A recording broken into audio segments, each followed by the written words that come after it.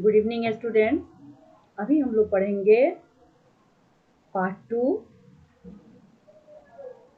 लाख की चूड़ियाँ। लाख की चूड़ियाँ आप लोग देख रहे हैं, लाख की बनी हुई चूड़ियाँ हैं जो बहुत ही सुंदर होती हैं। शादी विवाह के अवसर पर विशेषकर इसका महत्व होता है। इस पाठ के लेखक हैं कामता नाथ जी। मशीनों के प्रयोग से हमें लाभ तो होता है, किंतु अप्रत्यक्ष रूप से इससे हानि भी होती है। मशीनों का प्रयोग विकास का सूचक है और इससे देश की उन्नति तरक्की होती है, किंतु हस्तकला एवं कुटीर उद्योग पर इसका कितना बुरा और दूरगामी असर होता है, वही इस पाठ के में बताया गया है। इस पाठ में इसी का वर्णन किया गया है। मशीनों के प्रयोग बदलू जैसे कुशल कारीगरों के, जो इतनी सुंदर सुंदर लाख की चूड़ियां बनाते हैं, उनके हाथों से काम छीन गया है। ऐसे कारीगर या तो बेरोजगार हो चुके हैं या फिर कोई व्यवसाय अपनाने को विवश हो जाते हैं। तो बच्चों आओ अब हम लोग पढ़ते हैं पाठ लाख की चूड़ियां। इस पाठ में मैं एंकल राइटर AI टूल्स का इस्तेमाल कर रही हूँ और गूगल मीट से आप लोगों के साथ मीटिंग ले रही हूँ।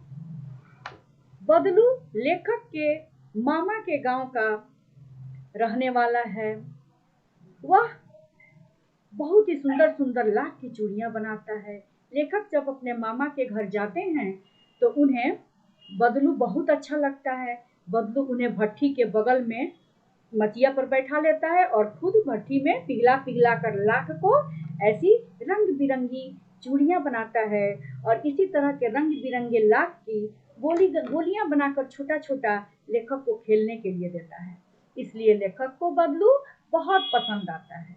अब लाख की चूड़ियां कैसे बनती हैं? तो बेलन नुमा मुंगेरियां होती हैं। इस तरह की बेलन नुमा मुंगेरियां होती हैं जिस पर लाख को पिघला कर ऐसे चढ़ाया जाता है और फिर धीरे धीरे घुमा घुमा कर उसको गोल गोल रंग बिरंगी चूड़ियां उस मुंगेरियों पर बनाई जाती हैं। तो बदलू भी वैसा ही चूड़ियां बनाता है, बाद में उन पर रंग करता है। बीच बीच में वह हुक्का भी पीता जाता है। बचपन में लेखक को वह लला कहता है। लेखक को वह मचिए पर बैठा देता है और उसे लेखक चूड़ियां बनाते हुए देखते रहते हैं। बदलू मनिहार था जिसका पैतृक पेशा था चूड़ियां बनाना। उसकी बनाई चूड़ियां औरतों को बहुत पसंद आती थी। इन चूड़ियों की खपत भी बहुत थी। बदलू इन चूड़ियों के पैसे नहीं लेता था। इन चूड़ियों के बदले में वह मोल भाव करके वस्तुओं के बदले में चूड़ियां देता था और मोल भाव करके ही वह चूड़ियां बेचता था। जीवन भर मुफ्त चूड़ियां दे सकने के बाद भी लोगों का मन नहीं पसीजता था। उस समय जब शादी विवाह का समय आता था तो बदलू सामान नहीं लेता था, महंगे दामों पर उन चूड़ियों को बेचता था और एक जोड़ी के लिए शादी विवाह में देने के लिए बदलू को खूब सारा अनाज और ढेर सारे रुपए मिल जाते थे। लेखक जब अपने मामा के गांव जाते हैं तो बहुत दिनों के बाद जाते हैं, फिर देखते हैं कि औरतें वहां पर कांच की चूड़ियां पहनी हुई हैं। तो लेखक को तकलीफ होती है। वो सोचते हैं कि आखिर बदलू कहाँ है। वो उनकी मामा की बेटी के हाथ में चूड़ियां पड़ जाती हैं। वह इलाज कराने जाते हैं तो देखते हैं कि बदलू बीमार है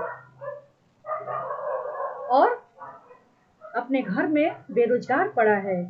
लेखक को नहीं पहचानता है, लेकिन लेखक जब कहते हैं जनार्दन, तब वह बदलू जो है लेखक को पहचान लेता है, उन्हें आदर देता है, उन्हें प्रेम से बैठाता है। लेखक को चूड़ियों का कोई सामान बदलू के पास दिखाई नहीं देता है। उसने बदलू से लाख की चूड़ियों के बारे में जानना चाहा तो बदलू बताता है कि मशीनी युग ने अब लाख की चूड़ियां लोग नहीं पसंद कर रहे हैं। मशीनी युग में अब हर काम मशीनों से होने लगा है। लोग कांच की बनी चूड़ियां सस्ती दामों पर पसंद करने लगे हैं। अचानक उसे खांसी आने लगती है। उसकी तबीयत को भांप कर लेखक की शंका भांप कर वह कहता है कि यह तो फसली खांसी है जो शीघ्र ही ठीक हो जाएगी। लेखक ने महसूस किया कि मशीनी युग ने कितनों का कारोबार छीन लिया है, कितने लोगों को बेरोजगार कर दिया है, इतने कुशल कारीगर भी बेरोजगार होकर बैठे हुए हैं, अशक्त और लाचार बन गए हैं। बात का विषय बदलने के उद्देश्य से लेखक ने पूछा, काका, आम की फसल इस साल कैसी हुई? फसल तो अच्छी बताते हुए अपनी बिटिया रज्जो को आम लाने के लिए कहता है।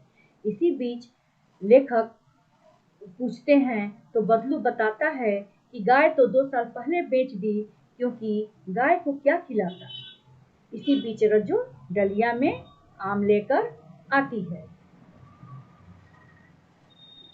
फिर लेखक देखते हैं कि रज्जो के हाथ में चूड़ियां हैं, लाख की चूड़ियां हैं। लेखक पूछते हैं तो बदलू बताता है कि यह आखिरी जोड़ी चूड़ी मैंने बनाई थी जो शादी में देने के लिए, लेकिन उचित दाम नहीं मिलने की वजह से मैंने वह चूड़ियां नहीं बेची और मैंने रज्जो को वो चूड़ियां पहना दी। मेरा इरादा इतना कमजोर नहीं है कि कांच की चूड़ियों की तरह मेरा इरादा बदल जाए। तो बच्चों, ये है लाख की चूड़ियां। अब मैं आप लोगों को एंकर राइटर के माध्यम से लाख की चूड़ियों पर निबंध लिखने का होमवर्क दे रही हूँ। आप लोग एंकर राइटर के माध्यम से लाख की चूड़ियों पर निबंध लिखेंगे और स्क्रीन पर आपको जो वेबसाइट आप लोग जो देख रहे हैं, ऐसा ही आपको लिंक भेज रही हूँ मैं। इसी के माध्यम से आप सब लेख को लिखकर हमारे पास आप लोगों को भेजना है। धन्यवाद बच्चों।